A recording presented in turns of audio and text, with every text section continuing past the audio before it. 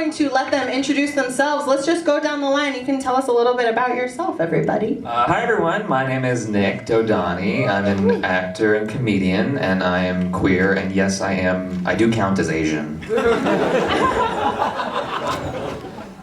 Are we sharing? Oh, we're sharing. All right. I'm sharing this microphone. My name is Nicky Endres. Thanks, love. My pronouns are they, them, and or she, her. I'm an actor, comedian, and writer. I was just in season 3, One Day at a Time, which got picked up for season 4. Don't know if I'll be in it, but I love the show, so it doesn't matter. Thanks, Vicky. Yeah, Hi, everybody. My name is Vincent Rodriguez III. I play Josh Chan in CW's Crazy Ex-Girlfriend. And I also play a character on season 2 of Insatiable on Netflix, which I have no idea when that releases, but I think it's sometime this summer. And yeah, thanks for having me here. I do identify as gay. I don't know if some of you guys know, but I play Josh Chan. I think he's one of the first Filipino romantic leads on TV, and I'm honored to play him, and I just think it's super ironic that it's played by a guy who happens to be gay. So there's that. Hi, my name is Sheng. I am very new to a lot of this. My first project was Adam, that's coming out tomorrow, Sunday night. And I'm currently just cast in the Elwood reboot. Some trans representation, trans people of color, trans Asian folks, some more of that. And I identify as trans, and I use he, him, and his. Hello, hi, I'm Lauren. I'm a TV and feature writer.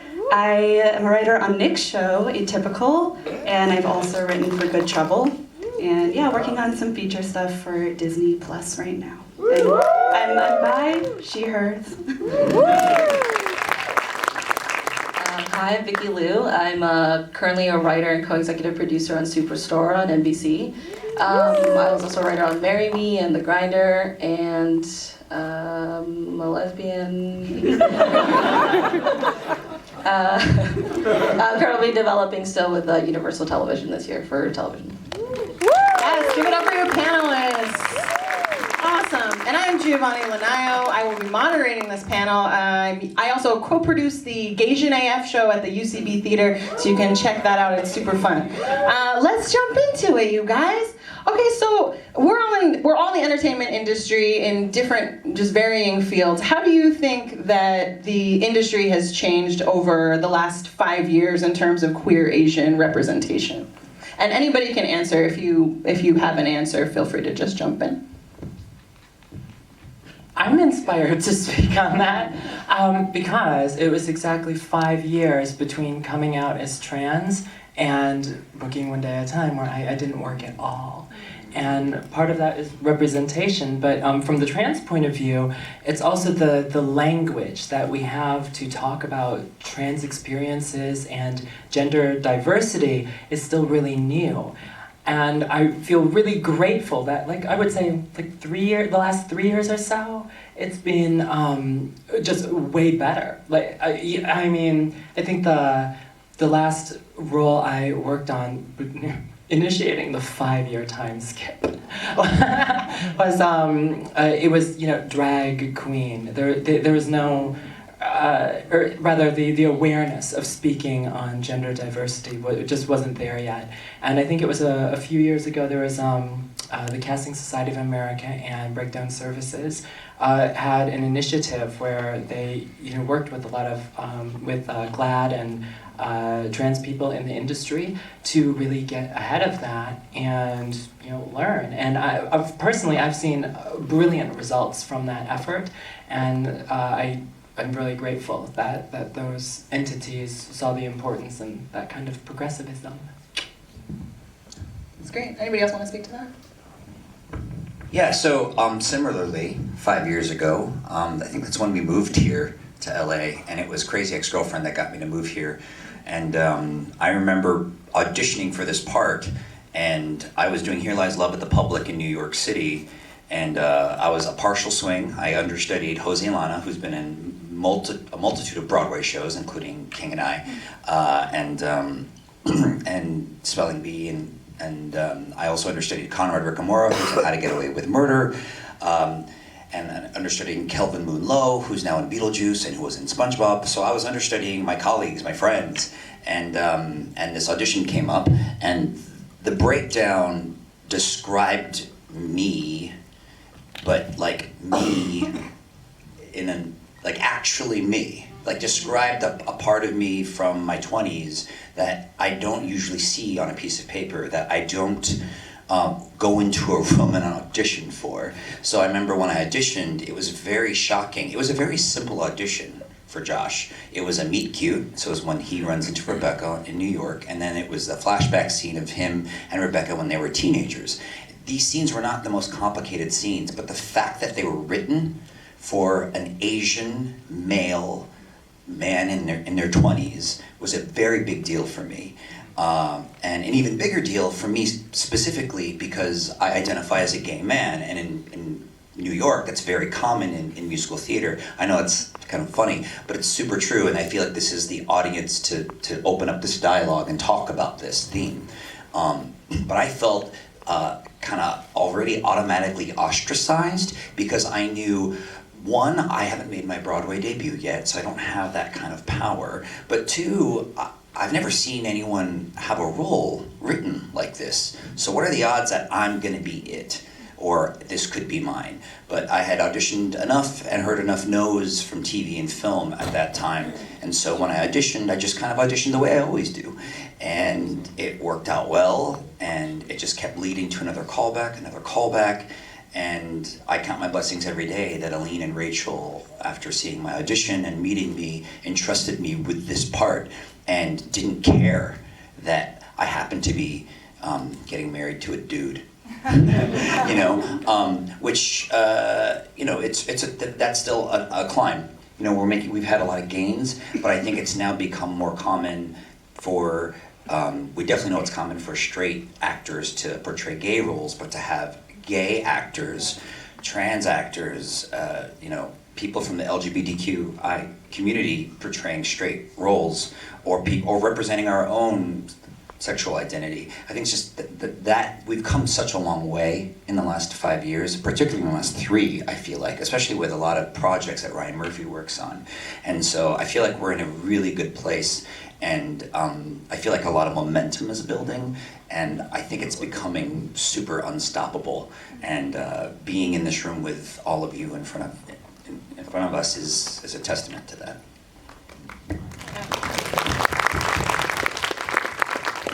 As we're getting better and like closer to having more representation, like I know for me, like I haven't yet seen a half black, half Filipino queer woman on screen, but like I know watching the Thanksgiving scene in Crazy Ex-Girlfriend and seeing like a Filipino Thanksgiving for the first time portrayed, and it looked like my family, and like nobody's sitting at a long table, everybody's like standing around, milling around and talking, and that felt so good. So when was the first time that you felt seen, when you were watching TV or a movie and you felt like you were seeing yourself? And what did that mean to you, if you have? I haven't. No, yeah, I don't know. I mean, I grew up watching television. I actually related a lot to like the shows that I was watching in terms of like Cheers and Seinfeld and like Wings and stuff, and I did relate to those like neurotic white dudes because I'm like, yeah, I feel that way. But I know they didn't look like me, but I was like, yeah, what you're saying I've said before and thought. So it wasn't necessarily till I got into the industry that I realized that it was such a, like they own that like neurotic behavior, that it was like, if you're like a Jewish white guy, this is like the characteristic that you are going to portray. And I was like, no, Asian people are really neurotic too. Trust. And so it was like, and I will say, I think actually when I got to Superstore was the first chance that I got to write for Nico Santos, who plays Mateo on Superstore. Love you, Nico, wherever you are. Wish you were here.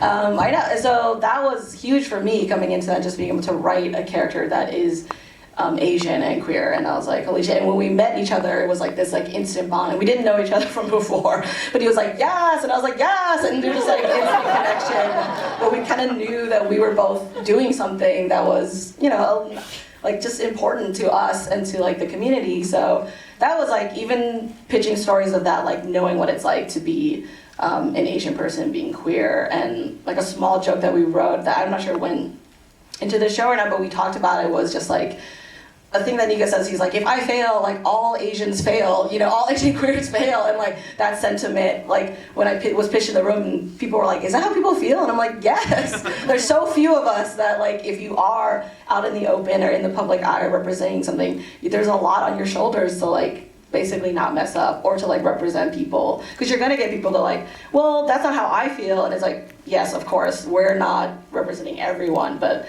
it's like taking steps towards that. So that, strangely enough, like a gay Filipino man was the first time I felt like I saw myself on television.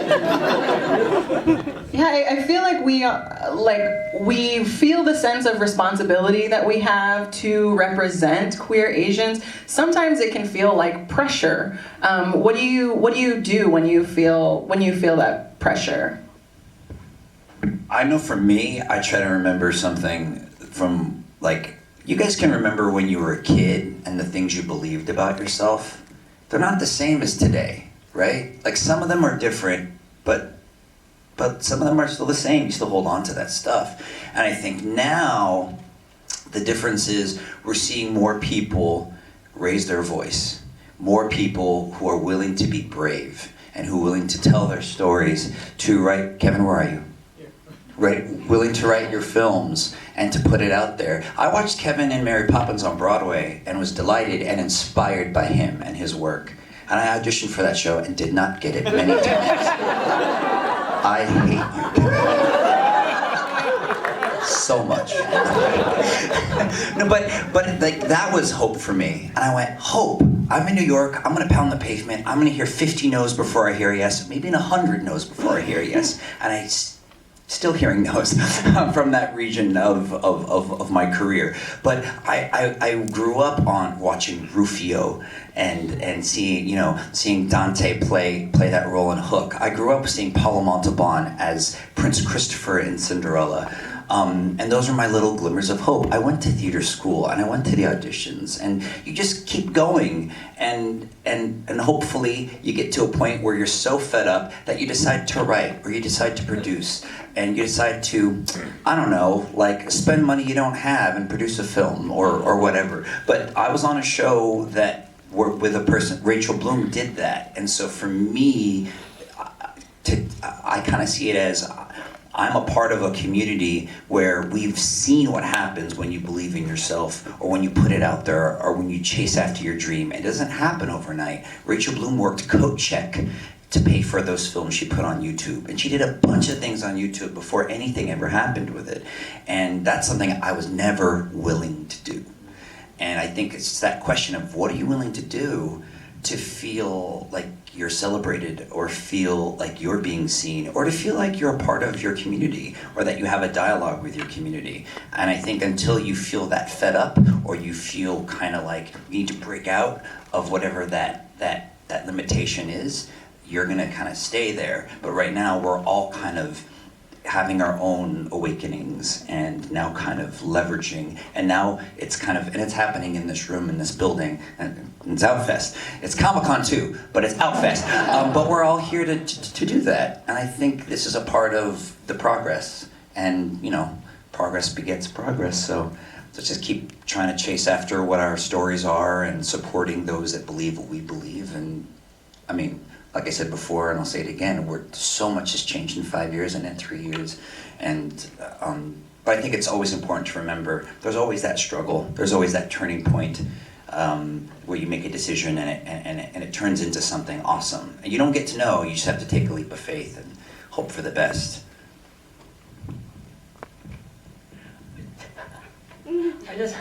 I wanted to just give some air there because I just want to say, and ditto, like, yes.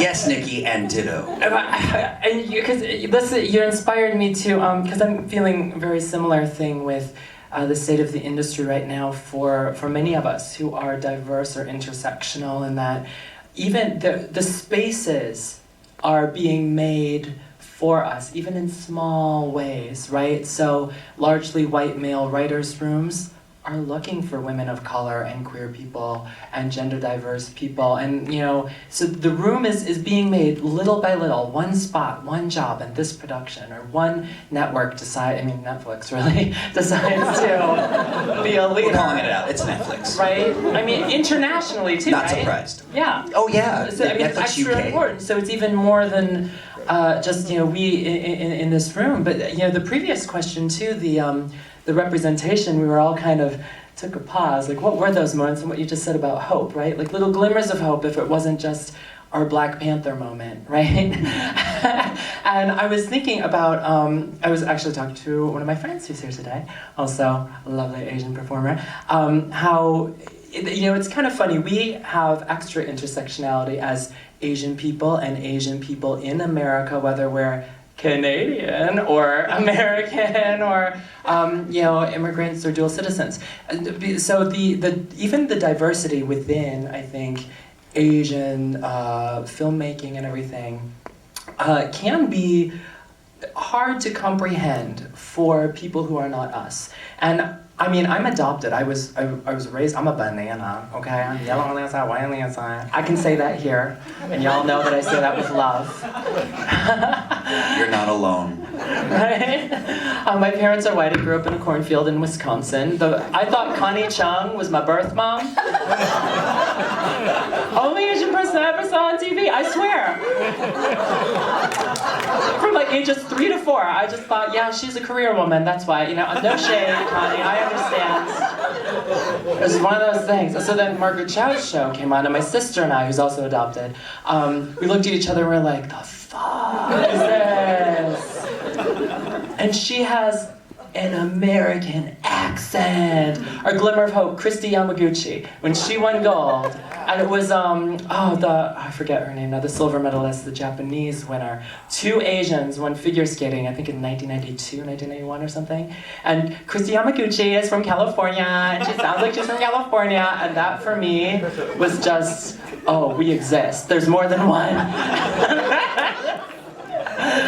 And so, but what I'm learning more and more, even as I get more involved in just networking and community with my fellow Asian Americans and fellow Asians in the broader sense, as you know, I come from Irish, German, Korean background, and there's, you know, Filipina backgrounds, and I'm really shit when it comes to genderizing different languages, so my apologies for my ignorance, still learning.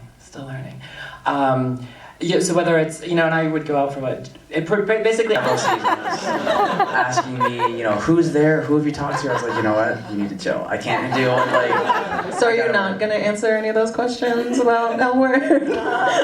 Not to them. Oh gosh, if they had a Twitter or...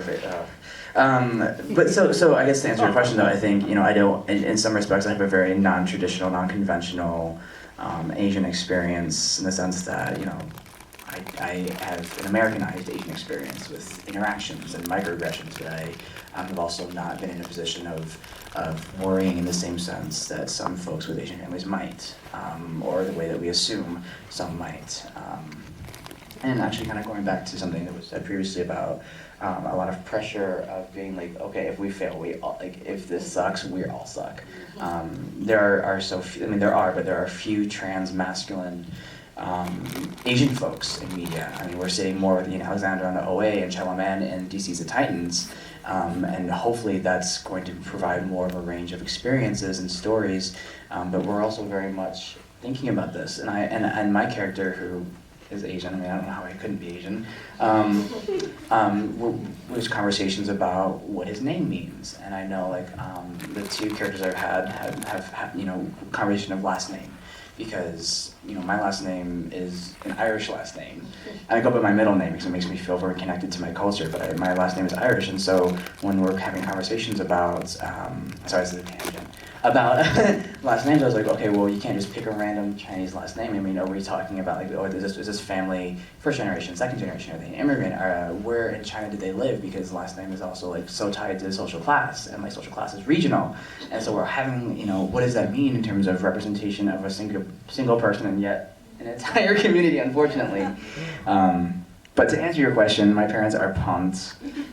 And also slipping in, remember to look at when you can take online classes and when you can get your credits and degrees. And I have 4 years from when I started to get my degree.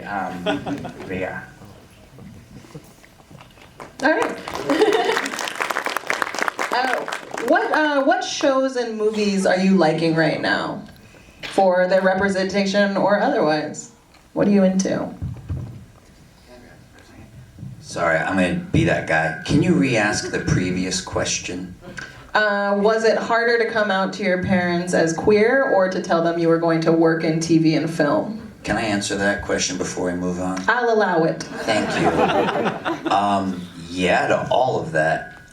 Again, what's kind of cool about being in this room is not knowing each other's journey on how we're sitting here, which I think is so fun. Like, what's the origin story of each of us? And this is a fun analogy I learned to make, because sometimes I get stuck in the, what do I have to offer? I feel the pressure of like, oh God, I have to like do my job. And what if I suck? And what are they gonna think? And what does that mean for others who like me, who are trying to do the same thing?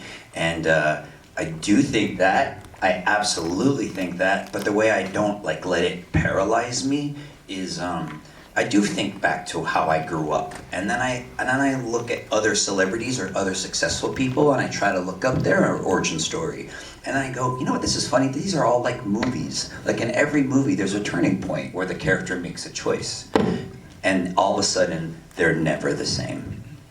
And then there's sequels, and then it happens all over again. So I feel like for all of us, that kind of happens, and there's a movie or a journey of how we get to here, and then after today there'll be a whole nother movie on how we get to where we are a year from now or 5 years from now. But I think it's important to remember like all the struggles you go through, and I feel like those struggles, going through them, is what kind of creates who you are. I mean, I just watched Spider-Man Into the Spider-Verse. I just watched it and I'm like, all right, I'm crying many times, because it's that idea, but it's that idea like, you get to put on your mask and you get to choose what that is and what the responsibilities are that go with it. And I feel like if you're lucky, you can kind of lead from a place of, I'm just gonna do this because this is a part of who I am and no one else is like me, so I should just do it anyway so that the world has it. Because we all have something to offer, and I don't know, maybe that's like a very fundamental, overly fundamental way of looking at it, but I think there's really no other option. Like, we really are individuals and we all have something to offer, so as soon as you're willing to kind of build on that, then there's nothing that can stop you. It doesn't matter what your struggle is. Because I can ask anyone in this room, like, what's the worst thing that's ever happened to you? And we could all play that game for 2 hours, but then we'd all be really bored and really sad. Or we could talk about, like, where do we want to go? Where do you want to go? What did you do today and what was awesome? And how are you going to use that to build you up? Or how are you, now I'm going off on a tangent. I got it from you, Nicky. But it's a lot to talk about, a lot to unpack, 90 minutes. But yeah, I wanted to say it was super hard, definitely for me, trying to do theater or be an actor, because I grew up in a household where my dad wanted me to be a businessman, just like him.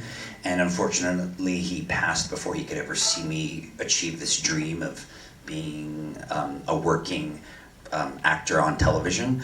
But before that, just doing theater, like that was also odd and not well received. Like, you want to be an actor, and then there's that, and then there's, wait, you're gay? And then it's just like, what? Like, that's just me. That's just who I am. And then all the time I spent trying to create a community around me that would support me being who I am.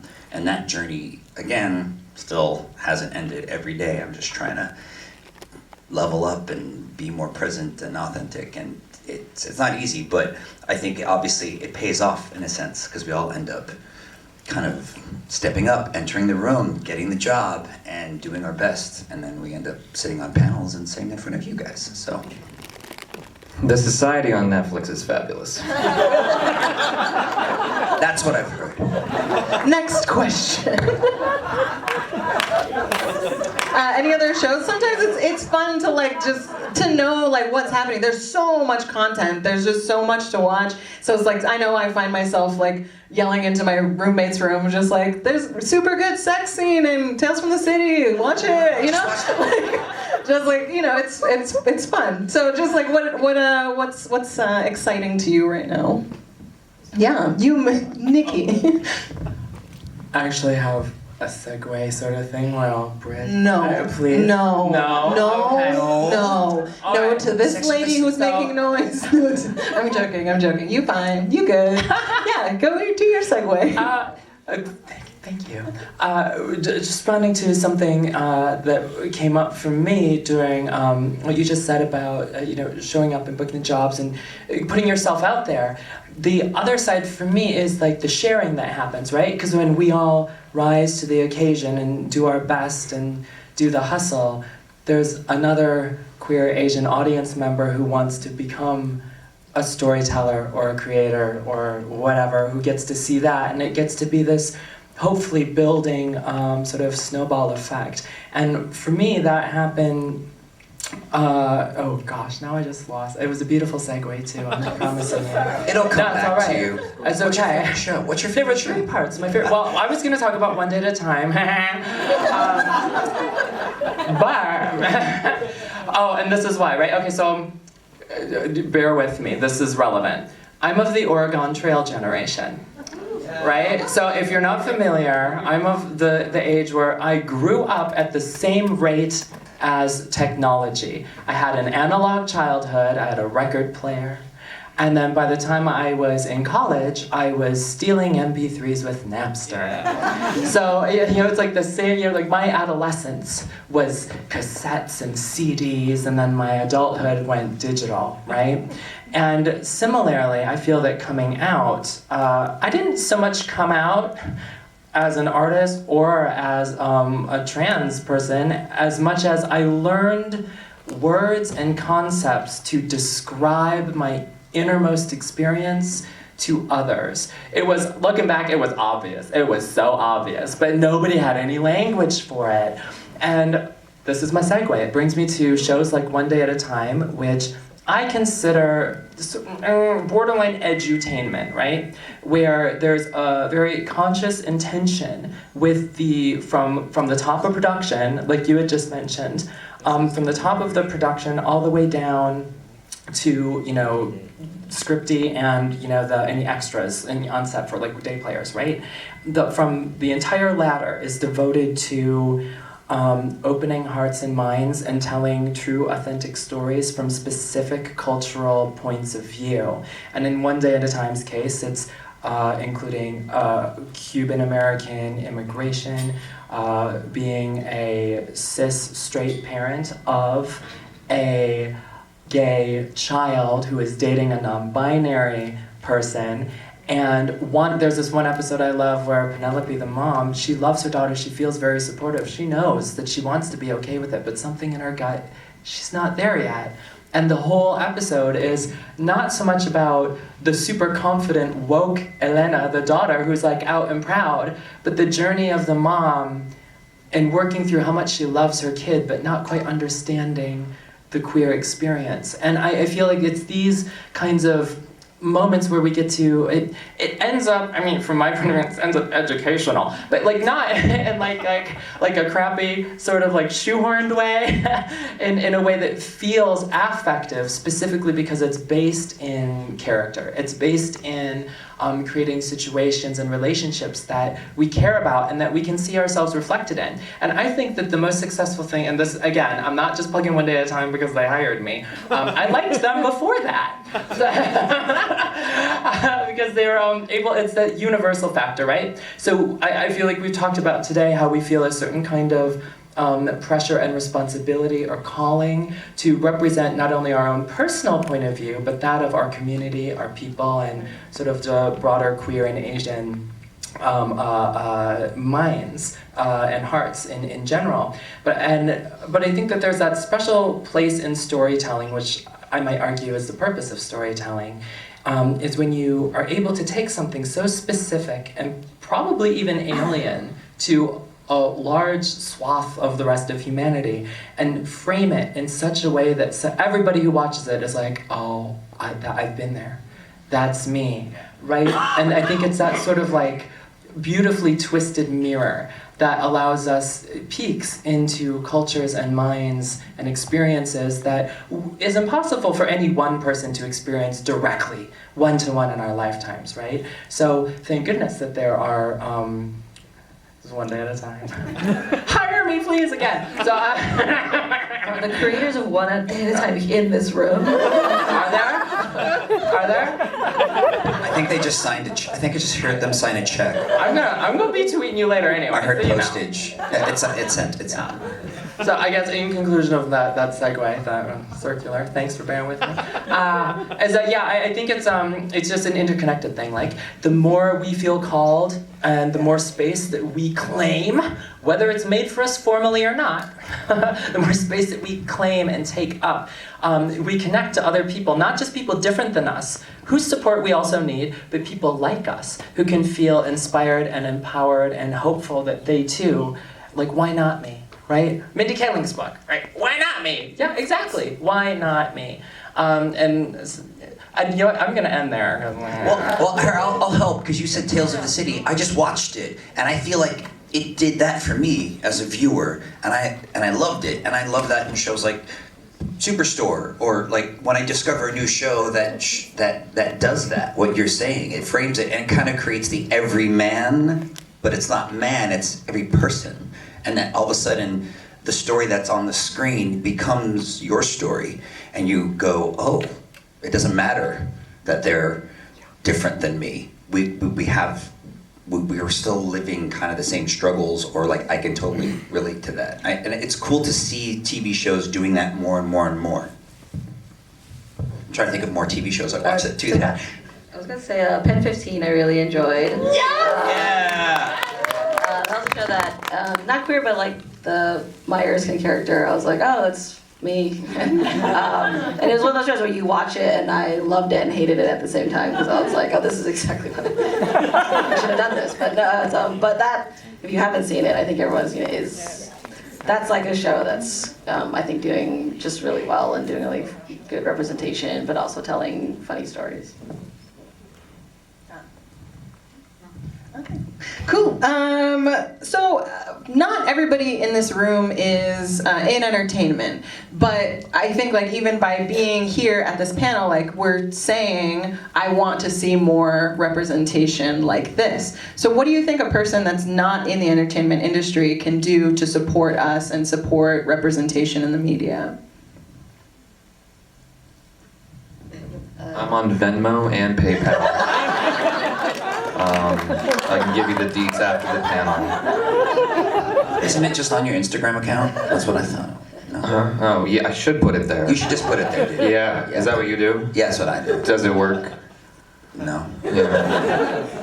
No, but in all seriousness, I think putting your views and your dollars behind the projects that we work on is the way to do it if you're not in the industry. And if you're in the industry, being very intentional about diversity. I mean, diversity is a word that's thrown around a lot. But it's a choice. The diversity is the thing you have to do. And that looks different in every project, but I think, just showing up is the main thing you can do. Yeah, it's like, what movies do you pay to see? Like, what movies do you go to see? And when you see a movie that moves you, and like you let people know. I mean, it's so basic, but that's really what it is. Like, what are you sharing on Instagram? What are you talking about at the water cooler at work? Or when you talk to your family member, what movie are you gushing about and why? I'm just going to acknowledge that entertainment costs money. And so if we're in a position of not being able to or if you have friends who are not in a position to go to the movies or pay for transportation or anything like that, sharing, whatever subscriptions you have, or, because I know of people who like all cram together on one Netflix account so they're not all paying whatever amount, or sharing, if you're, assuming you're comfortable, no one's gonna just, take your account, change your password.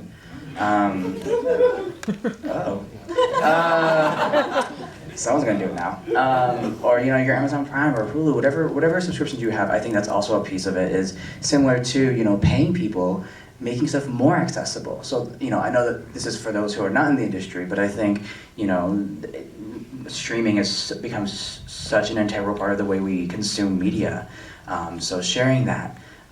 Being open to sharing that, or if you yourself are not in a position to always go see movies that you want to support, if you're on social media, tweet about it.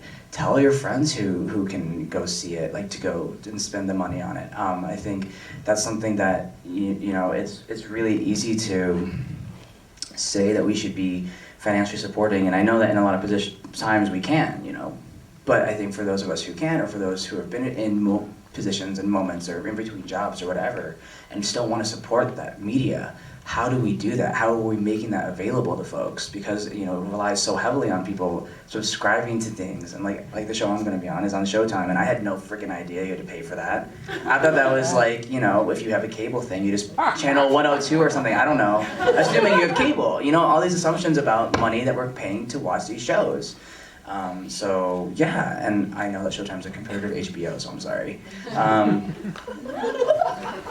Happens, I guess. But I don't know if that makes sense. But I think in a way that I think for me it's translatable to, we're talking about activism, paying activists, making sure that these spaces are open for activists. If you're saying that you want to have a panel of folks, we're making sure that other queer Asian folks know this is happening, and are we making it accessible to other queer Asian folks? So, yeah. Yeah. So what, as time goes on, because I feel like things are getting better, getting closer, getting warmer. What do you see for yourself? What's your dream for your career? If all of the bullshit stuff is lifted, and we don't have to worry about fighting every day all the time for the roles and within the writer's room and with our bosses, if you can go as far as you can go, what do you want for yourself? Go ahead. No. Okay. Off that question, to stay a little bit more in the reality of what I look at, or kind of what I'm looking down and just considering that. I'd say for me, things changed. My meetings changed after Crazy Rich Asians. I became very trendy. There was a whole new energy. I would go into my writing meetings and they'd be like, have you seen Crazy Rich Asians? We have this project that we totally shelved, but we want to bring it back out. And you're young and you're gay and Asian.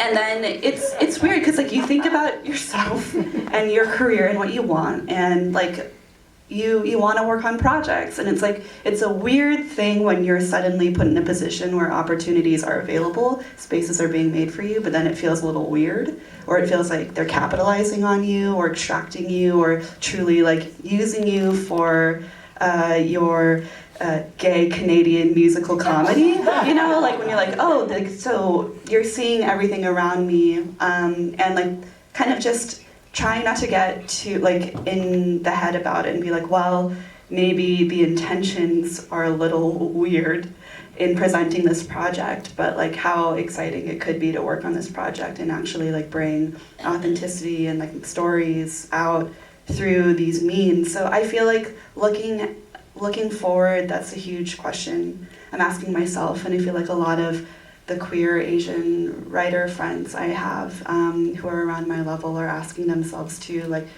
I have a couple friends, things changed for them after Booksmart, where they couldn't get managers or agents before. In this movie, now they're getting meetings all the time, and that's something they're happy about, but it's also something that they can't sleep about because they're why wasn't I worth your time before? But also, you know, kind of like trying to take the edge off and bite the bullet and be like, that's your problem. I will take you and I will run with it and like do what I want. And like if these doors are being opened, even if like the way they're being opened can make one feel uncomfortable, it's like it's a lot to think about, to like keep going and keep working and try it. Like, I don't know, it's just a lot to navigate. And I know that wasn't your question, I'm sorry. Nobody's answering my questions, it's fine. I'm just happy to be here. It's fine.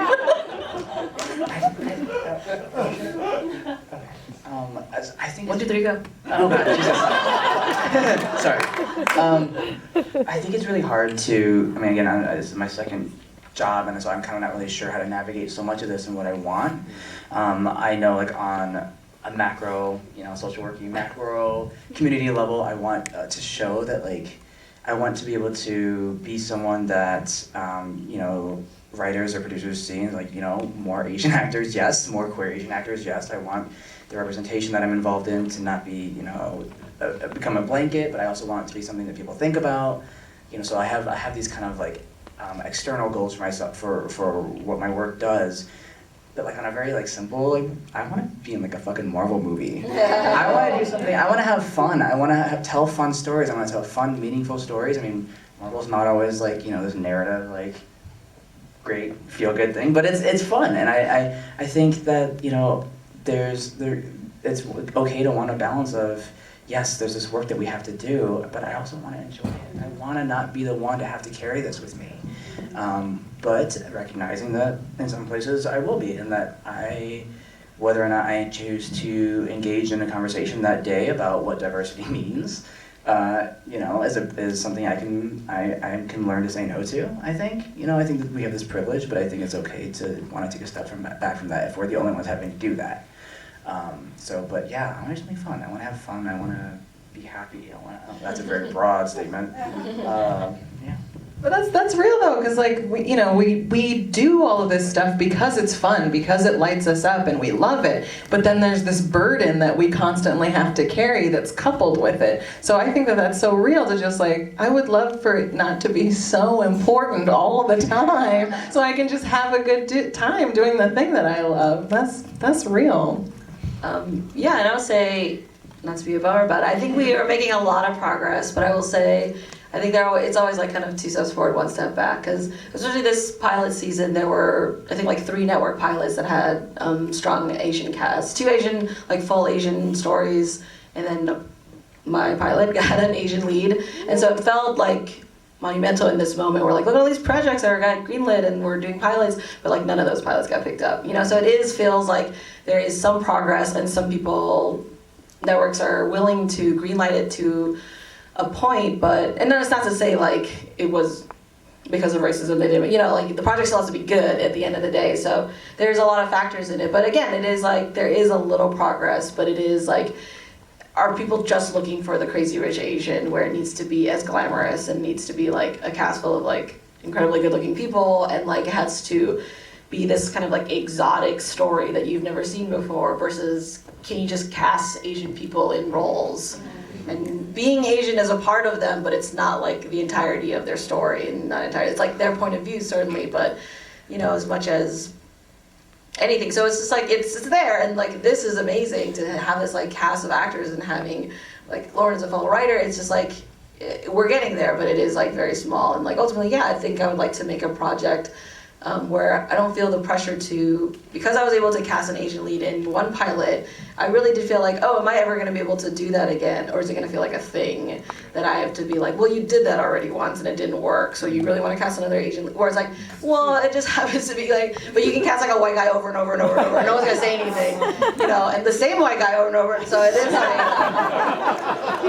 like time and time again, like they'll be like, no, I'll just try it again. I think, so it is like a thing. I would love it to be like colorblind in the sense of like, yeah, I can cast multiple people of color, and I'm not always trying to do a thing, but I am just, that's who I relate to, and that who is the best actor or actress. So yeah, just getting to that point. It doesn't have to be as hard. Getting to a point where it's not as hard. Just a little bit, just not, My dream? Yes, please. I'm gonna be a #1 on a call sheet. That's it. It's gonna happen. And one day at a time. No, kidding. Yeah. One day I will. Because I also, I don't know, maybe it's because I was adopted, I grew up with white people. My mom was a kindergarten teacher, so the teaching moment was like my one and only way to deal with bullying like my whole life. So I want to rise to the occasion in kind of the onerous, capitalistic, shitty parts of our industry, because it is onerous and shitty and not fair. But I feel like, thanks to my mom, I'm uniquely prepared to not complain about it quite so much. And I'm quite honestly, and I'll say it publicly, I'm okay with that. If having my dreams come true means that I'm going to have to be some kind of spokesperson and powwow with 7 different publicists from every different type of Asian and queer experience, I will do it. I will do it. And I feel called to it. And I know that I alone, from my singular point of view, isn't enough.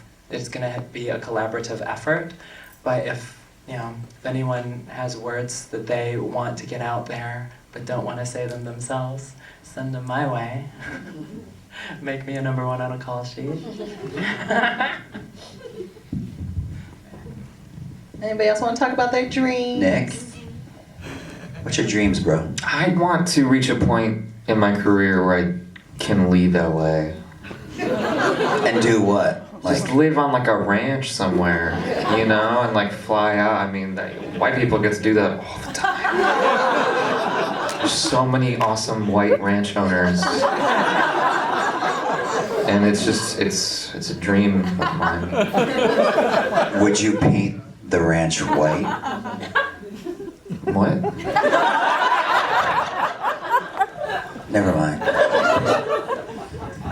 Please Venmo Nick for his Nick white to ranch dreams. invest Or PayPal. Or in PayPal. that ranch. Cash. But send us gifts. But send gifts. I think it's really interesting to have you ask that question to us, because that question comes up a lot for me personally. I think about that almost every day. And I think about, what do I want?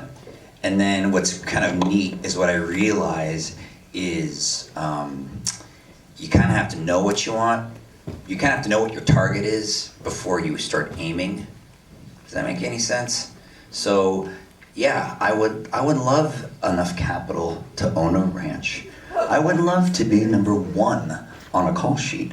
I would love to enjoy myself and tell stories that are bigger and beyond me and make the 5-year-old me's dreams come true. And I would love less resistance in the creative end of what we do. And I would love to not feel like I'm only in that room because of my ethnic descent, But I'm hopeful that we're getting closer to that. And all those no's mean auditioning, preparing, interviewing, reading, researching, taking time off, reading more scripts, having more meetings, meeting more publicists, looking at your financial portfolio to see if a ranch is really feasible next year. See who can you meet at Marvel? Like, who's a fan of your work? Who knows the show that you're on?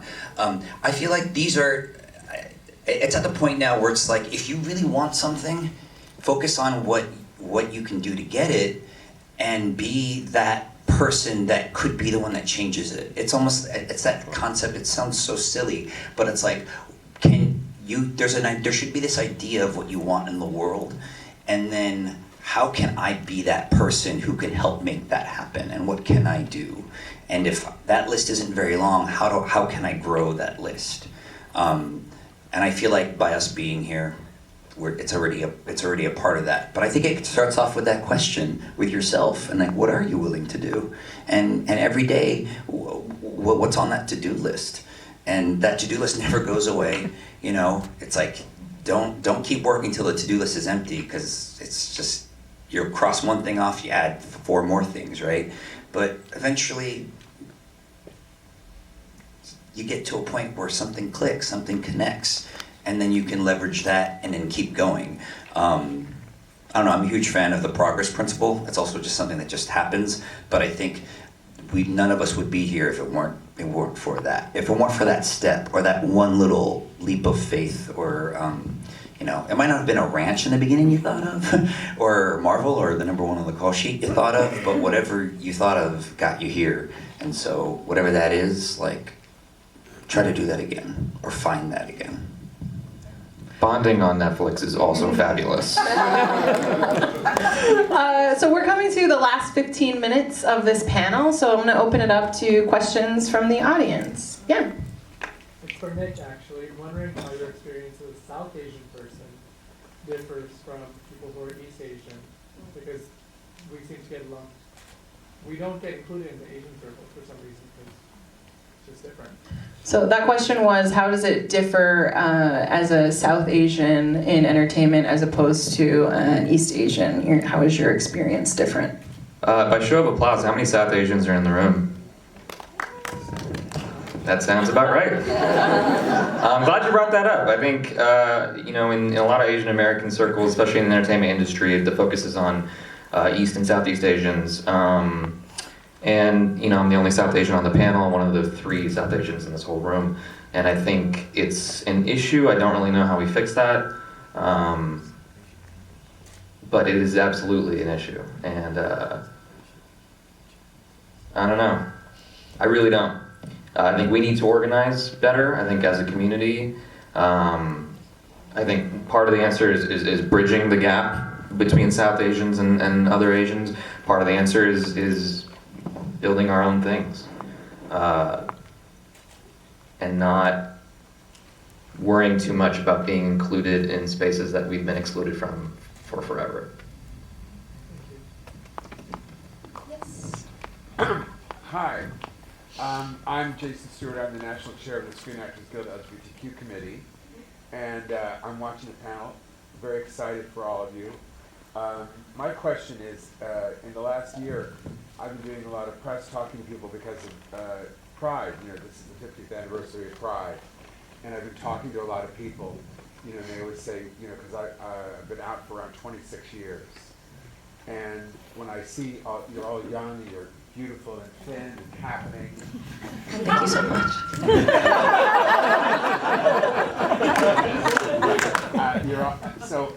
When I answer that question, I always say it's really important for me to remember whose shoulders that we stand on. That's one of the most important things, and not to forget all the people that let us all be here today. And that's something that I try not to forget. You know, it's not just a party where Madonna is the headliner, and we're standing by the skirts of women as gay men, still having women speak for us, straight women. So I say to you guys, who are the people in your life that you stand on the shoulders of, and to the writer, producer, directors, creators, how do you include people in your work? So that question was, pardon me for paraphrasing, like who paved the way for you, whose shoulders are you standing on, and how do you make more room for the people coming up? Sorry. Include those people. How do you include those people? The people who have carved the places, so the people who have included the places so that you're here today in your work, especially the writers. Yeah, it's a very good question. It's an interesting journey because I think, at least for me, like being queer, being Asian, for many years of my life, I've felt very separate. And I've had to either be just a lesbian or like just Asian, and like dealing with those two, because if I honestly look at who were the lesbian role models growing up, like they're all white, you know, and it was like, even comedians, like, you know, I would watch like Tig Notaro and like Ellen DeGeneres and like those, while funny comedians, like they're white. And so, like even the L Word, when the L Word came out, it was like this huge thing for college lesbians. We're like, oh my God, like lesbians, and watching it, and you're like, oh, they're all white, that's interesting. So it was like, that's one sect of like inspiration that I came from, and like Eileen Chaikin, and like, great, that's like really awesome that you're doing this. And then there were like the Asian people that I would look over and goes like, all right, there's nothing there. So finding that, so it's been a meld, right? It's been a meld of obviously including those people in my life and drawing inspiration from that, especially being a comedy writer.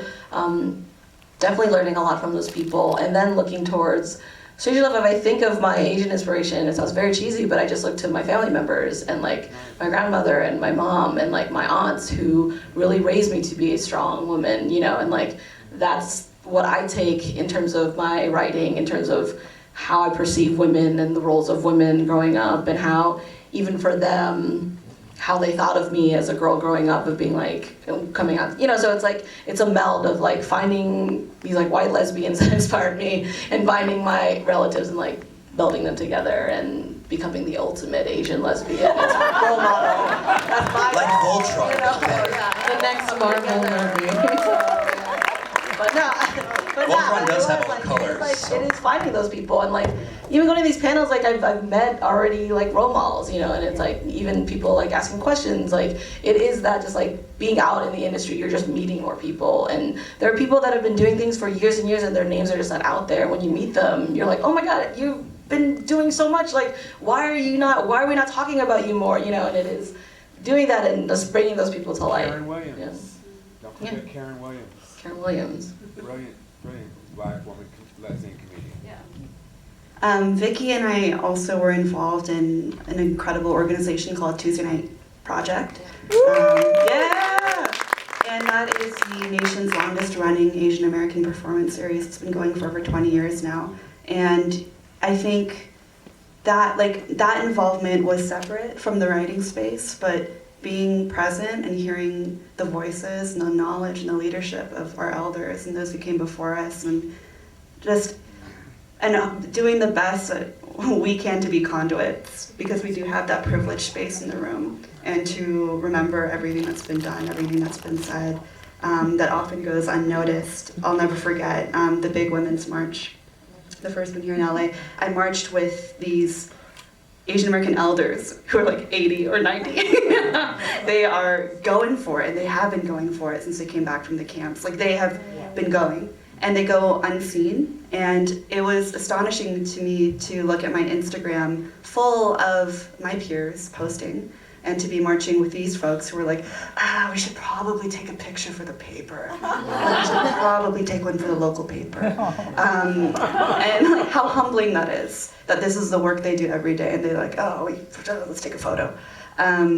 So I think like having deep roots in such spaces, and queer spaces, and Asian American spaces that are more activist, never forgetting where we come from, at least personally, that's what I feel like I'm doing or trying.